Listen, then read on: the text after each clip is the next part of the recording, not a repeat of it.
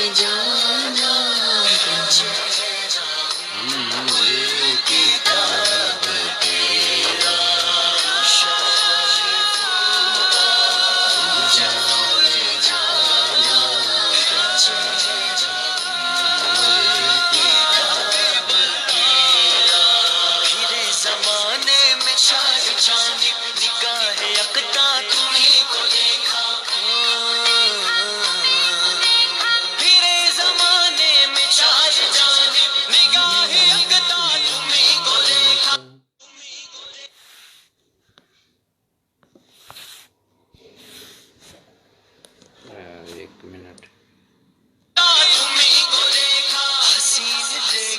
جمیل دیکھے بس ایک تم سا تمہیں کو دیکھا،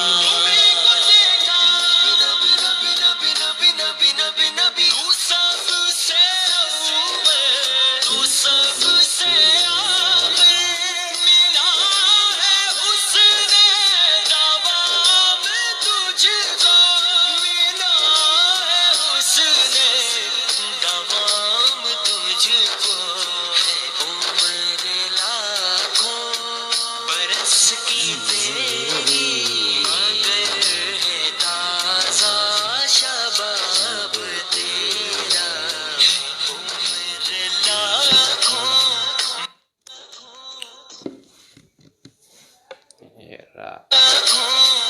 برس کی تیری مگر ہے تازہ شباب تیرا،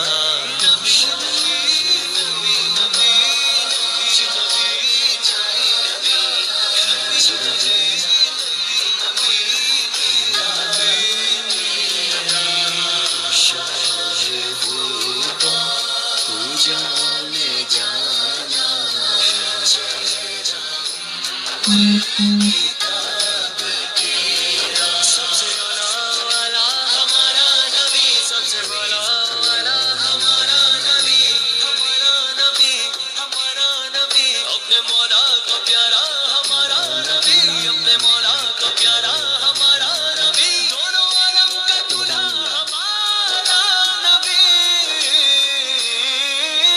خدا کی قدرت نے ڈال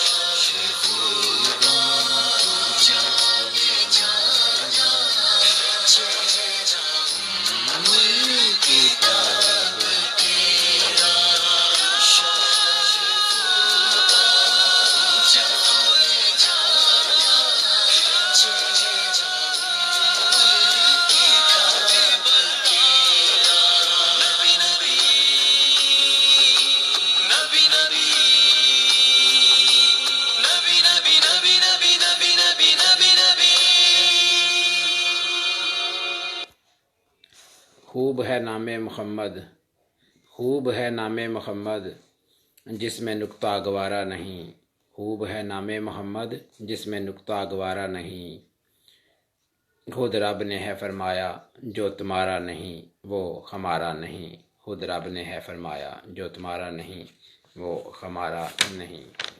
تو ناظرین چلتے ہیں ہم، آج کا جو واقعہ آپ کے لیے میں لے کر آیا ہوں وہ حضرت ابراہیم علیہ السلام اور حضرت اسماعیل علیہ السلام کے متعلق ہے، اور جو حج کے موقع پر رمی کی جاتی ہے، شیطان کو کنکریاں ماری جاتی ہیں، ان کا حضرت ابراہیم اور حضرت اسماعیل کے ساتھ کیا تعلق ہے وہ بھی آپ کو بتائیں گے۔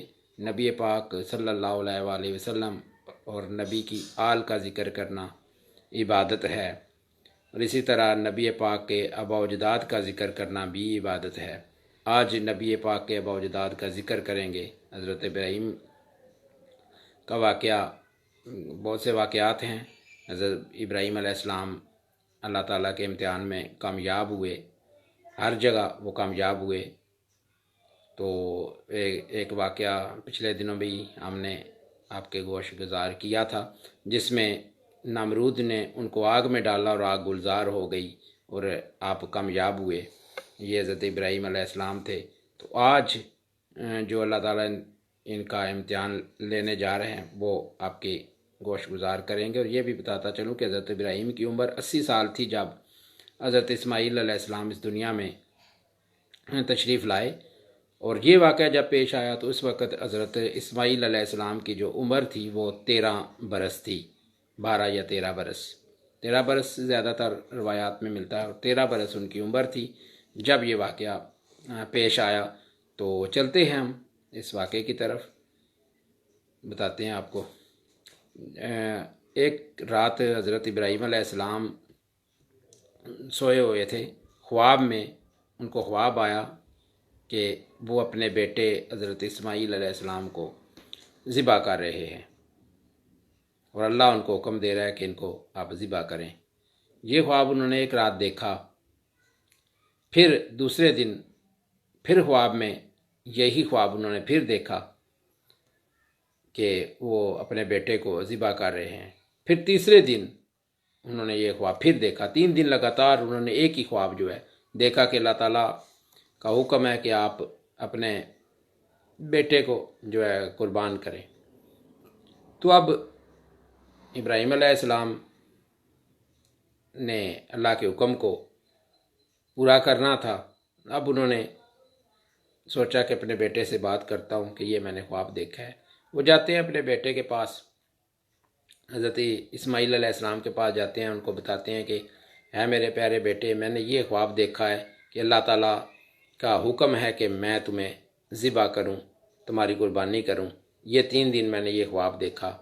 تو اب دیکھیں حضرت اسماعیل علیہ السلام جو 13 برس کے ہیں، بچے ہیں، تو وہ کیا کہتے ہیں؟ وہ کہتے ہیں کہ ہے ابا جان، اگر آپ نے یہ خواب دیکھا ہے، اللہ تعالیٰ نے آپ کو حکم دیا ہے، تو اس حکم کو آپ پورا کریں۔ یہ اسماعیل علیہ السلام 13 برس کی عمر میں اپنے والد گرامی حضرت ابراہیم علیہ السلام کو کہہ رہے ہیں کہ آپ اللہ تعالیٰ کے حکم کی تکمیل کریں، اور جو اللہ تعالیٰ نے آپ کو حکم دیا ہے اس کو پورا کریں۔ تو اب ابراہیم علیہ السلام کو اس امتحان کو پورا کرنا تھا، اور وہ خوش تھے کہ ان کا بیٹا بھی اس میں شامل ہو گیا۔ اب دونوں کی قربانی اللہ قبول کرے گا، اور دونوں امتحان میں کامیاب ہو جائیں گے۔ تو ادھر شیطان نے ایک منصوبہ بنایا کہ ابراہیم علیہ السلام کو کسی طرح اس قربانی سے روکا جائے۔ وہ شیطان تھا، اس کا کام یہی تھا کہ روکنا۔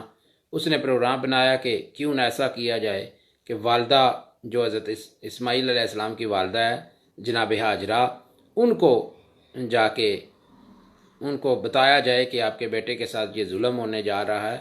ماں ہے، اور ماں جو ہے وہ آپ کو پتہ ہے کہ مائیں برداشت نہیں کرتی، تو وہ بھی ماں تھی، وہ کیسے برداشت کرتی۔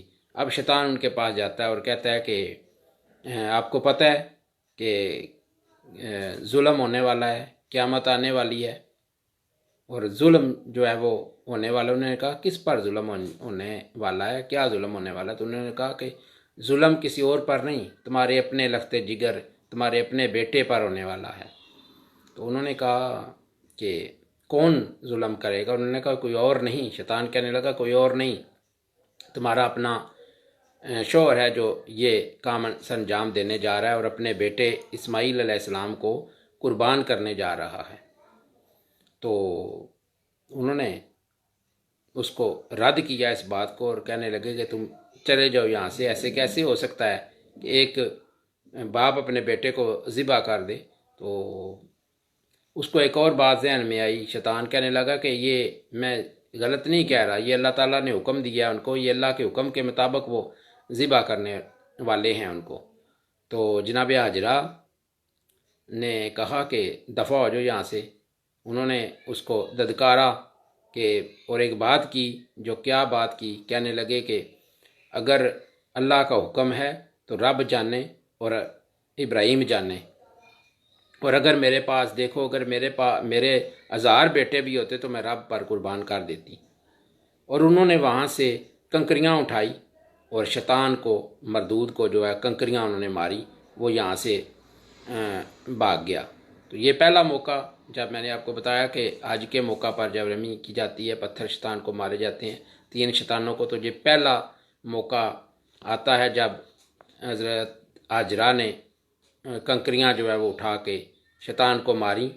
तो ये एक तो ये हो गया। अब शैतान ने सोचा कि अब तो ये तो मसला यहाँ से नहीं बना, तो उसने फिर भी बाज ना आया और कहने लगा कि जिसने ज़िबा होना है, यानी कि हज़रत इस्माईल अलैहिस्सलाम, उनके पास जाता हूँ, उन पर क्या बीत रही है, उनको जाके नौज़बिल्लाह गुमराह करता हूँ।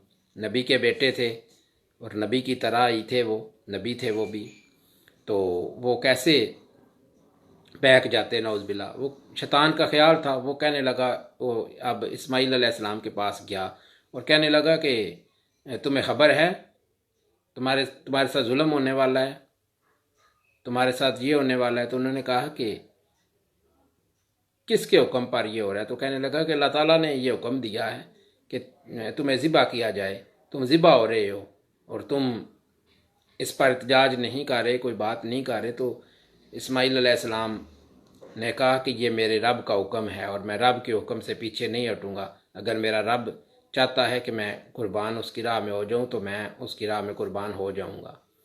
अब वहाँ दूसरी जब पत्थर, उन्होंने भी कंकरियाँ उठाई और शैतान को मारी। अब ये दूसरा मौका आया कि जब शैतान को दूसरी बार कंकरियाँ पड़ी और वो वहाँ से भी भागा। तो अब उसने सोचा कि अब जनाब हज़रत इब्राहीम अलैहिस्सलाम के पास जाता हूँ। एक आखिरी उसकी ट्राई थी।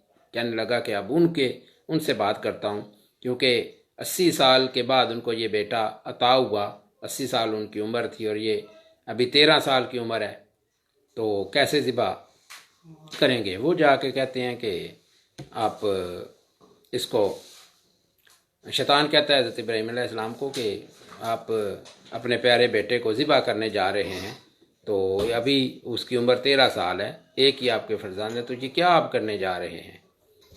तो वहाँ हज़रत इब्राहीम अलैहिस्सलाम ने कहा कि उन्होंने भी कंकरियाँ उठाई। ये तीसरी बार था कि उन्होंने भी कंकरियाँ मारी और कहा कि रब की कसम, अगर मेरे पूरी दुनिया में मशरक़ से मगरब तक भी मेरे बेटे होते तो मैं अल्लाह की राह में 1 मिनट न लगाता, सबको कुर्बान कर देता। मेरे रब का फ़ैसला है, मैं इस हुक्म को बजा लाऊंगा और मैं ऐसा ही करूंगा। तो वहाँ तीसरी दफ़ा जो कंकरियाँ मारी गईं तो वो वहाँ से भाग गया। तो ये कंकरियाँ जो वहाँ मारी जाती हैं, ये अल्लाह ताला को ये अदा इतनी पसंद आई कि आज तक ये कंकरियाँ जो है मारी जा रही हैं। तो एक कुरान पाक में आता है कि जब नबी पाक सल्लल्लाहु अलैहि वसल्लम ने ये काम किया तो अल्लाह ताला ने कहा कि है महबूब, ये काम तुमने नहीं, हमने किया है ये कंकरियों का। तो अब ये हुआ, शैतान वहाँ से भाग गया। अब हज़रत इब्राहीम अलैहिस्सलाम, हज़रत इस्माईल अलैहिस्सलाम को वो दिन आ जाता है कुर्बानी का। वो हज़रत इब्राहीम अलैहिस्सलाम जो है हज़रत इस्माईल अलैहिस्सलाम को लेके जाते हैं कुर्बानी के लिए। और अब उनमें जो बात होती है, मुकालमा होता है कि इब्राहीम अलैहिस्सलाम और हज़रत इस्माईल अलैहिस्सलाम के दरमियान हज़रत इस्माईल अलैहिस्सलाम ने कहा कि آپ میری آنکھوں پر پٹی باندھ دیں اور تاکہ میرا چہرہ میں آپ کو نہ دیکھ سکوں، اور مجھے سجدے میں لٹا کے آپ میری گردن پر جو ہے وہ چھری چلائیے گا، اور مجھے رسیوں سے اچھی طرح باندھ دیں تاکہ میں ذرا بھی نہ ہلوں۔ یہ نہ ہو کہ میری قربانی رائے گاں جائے، میں ذرا اف کروں یا ہل جاؤں یا کچھ ہو تو اللہ تعالیٰ کو یہ ادا پسند نہ آئے۔ تو آپ ایسا کریں، مجھے مضبوطی سے باندھ لیں تاکہ میں ہل جل نہ سکوں، اور سجدے میں آپ مجھے ذبح کرنا ہے آپ نے۔ تو اب وہاں گرم پہاڑوں پر لے گئے، وہاں جا کے لٹایا گیا جس طرح حضرت اسماعیل علیہ السلام نے کہا، اور اسی طرح حضرت ابراہیم علیہ السلام نے کیا، ان کو سجدے کی حالت میں لٹایا گیا، اور چھری جو ہے ان کی گردن پر چلائی گئی۔ حضرت ابراہیم علیہ السلام نے ایک دفعہ چھری چلائی، وہاں ان کی گردن پر ایک نشان تک نہ پڑا، تو پھر دوبارہ چھری چلائی، پھر چھری نہ چلی۔ اسی طرح تیسری دفعہ حضرت ابراہیم علیہ السلام نے جب چھری چلائی تو چھری پھر نہ چلی، اور جنت سے اللہ تعالیٰ نے حضرت ابراہیم علیہ السلام حضرت اسماعیل علیہ السلام کی جگہ ایک دمبا بھیج دیا، اور وہ دمبا ذبح ہوا، اور حضرت اسماعیل علیہ السلام ان کی قربانی اللہ تعالیٰ نے قرآن پاک میں ارشاد فرمایا، اور آواز آئی ان کو کہ اے ابراہیم تیری قربانی کو ہم نے قبول کیا ہے۔ تو اس طرح یہ قربانی قبول ہوئی، یہ بھی ادا اللہ تعالیٰ کو پسند آئی، اور آج تک ہم قربانی کر رہے ہیں۔ تو یہ قربانی اس وقت تو یہ قربانی نہ ہو سکی، لیکن اس قربانی نے ہونا تھا، اور یہ قربانی آگے جا کے اس وقت تو اللہ تعالیٰ نے اس قربانی کو قبول کیا، لیکن یہ قربانی ہو کے رہنی تھی انہی کی آباء و اجداد میں سے، انہی کی آل میں سے آگے جا کے یہ قربانی حضرت امام عالی مقام حضرت امام حسین علیہ السلام نے کربلا میں یہ قربانی دی اور کامیاب ہوئے اور اسلام کو زندہ کیا۔ تو یہ ایک آج کا واقعہ تھا۔ تو اب میں آپ کو ایک بہت ہی پیارا کلام منقبت ہے حضرت فاطمہ کی شان میں، تو یہ آپ کی سماعتوں کی نظر کرتے ہیں، ملاحظہ کیجیے۔ کتنی بلندیوں پہ ہے ایوان فاطمہ، کتنی بلندیوں پہ ہے ایوان فاطمہ، روح الامی ہے صورت دربان فاطمہ، روح الامی ہے صورت دربان فاطمہ، کیا سوچیے بہار گلستان فاطمہ، کیا سوچیے بہار گلستان فاطمہ، حسنین جب ہو سنبل و ریحان فاطمہ، حسنین جب ہو سنبل و ریحان فاطمہ، کچھ اس لیے بھی مجھ کو تلاوت کا شوق ہے،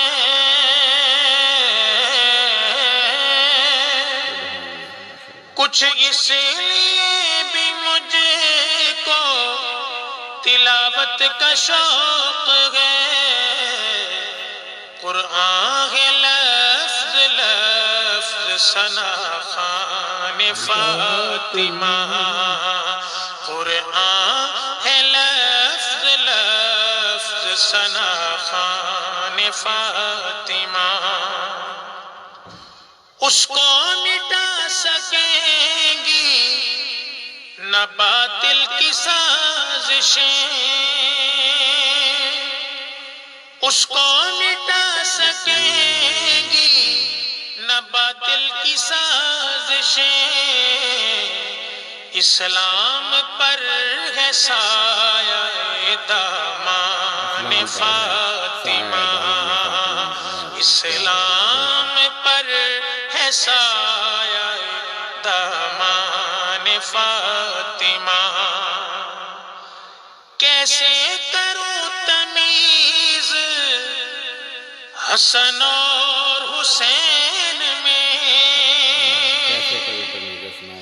کیسے کروں تمیز حسن اور حسین میں،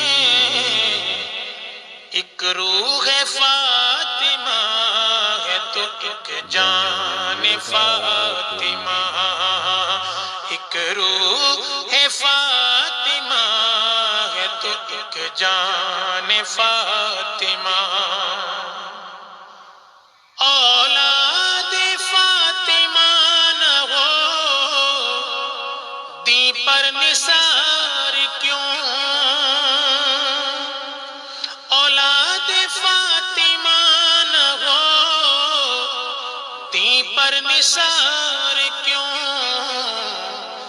نقصان دی ہے اصل میں نقصان فاطمہ، نقصان دی ہے اصل میں نقصان فاطمہ، باب بہشت پر مجھے روکے گا کیوں کوئی، باب بہشت پر مجھے روکے گا کیوں کوئی، محسن میں ہو غلام غلامان فاطمہ، محسن میں ہو غلام غلامان فاطمہ، کتنی بلندیوں پہ ہے ایوان فاطمہ، روح الامی ہے صورت دربان فاطمہ۔ تو آج ہم نے آپ کے لیے گولڈن باتھ ایک لے کے آئے ہیں، روزانہ ہم آپ کو ایک گولڈن باتھ جو ہے وہ بھی بتائیں گے۔ تو آج کی گولڈن باتھ جو ہے وہ ایک اللہ کے ولی تھے جن کا نام تھا ابو موسیٰ، ان کے حوالے سے ہے۔ تو میں آپ کو یہ چھوٹی سی بات ہے بتا دیتا ہوں۔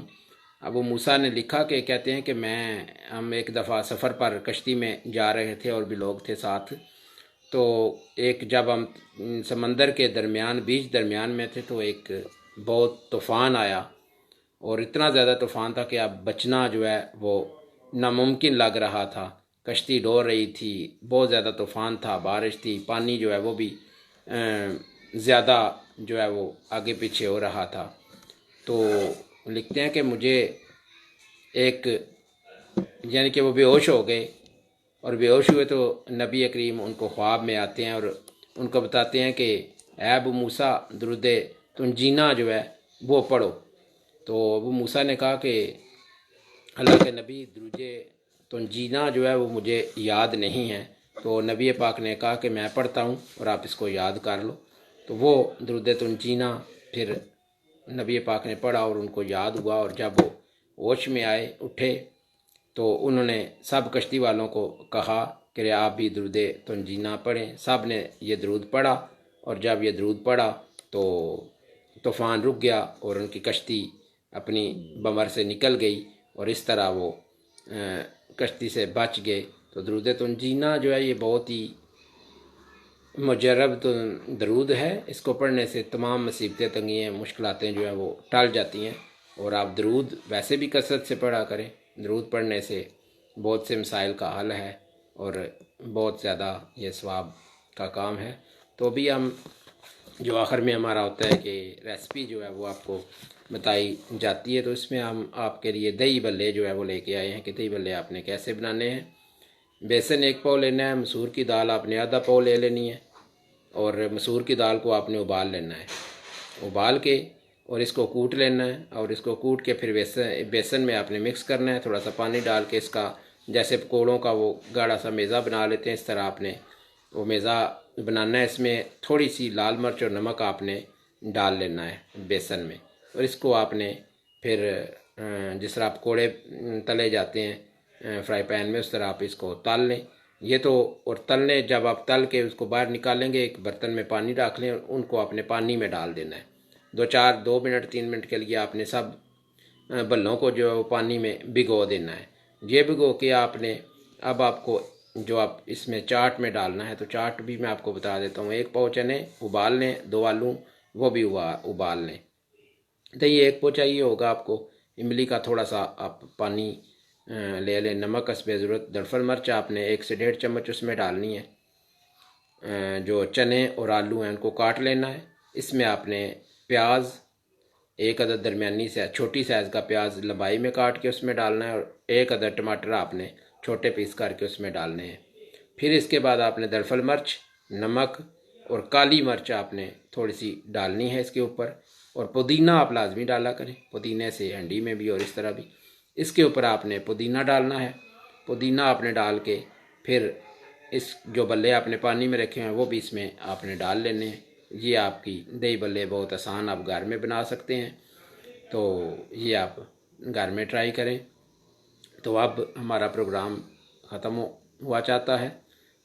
میری دعا ہے اللہ پاک سب کو اپنی حفظ و ایمان میں رکھے، اللہ پاک سب پر اپنا خاص کرم کرے، اور طاق راتیں شروع ہیں، ان میں زیادہ سے زیادہ پڑھا کریں اور دعا کیا کریں۔ دعائیں قبولیت کی گھڑیاں ہیں یہ۔ تو اس امید کے ساتھ کل انشاءاللہ پھر آپ کی خدمت میں حاضر ہوں گے۔ اللہ پاک آپ سب کا حامی و ناصر ہو۔ مجھے دیجیے اجازت۔ اللہ حافظ۔ تمام دوستوں کا بہت بہت شکریہ۔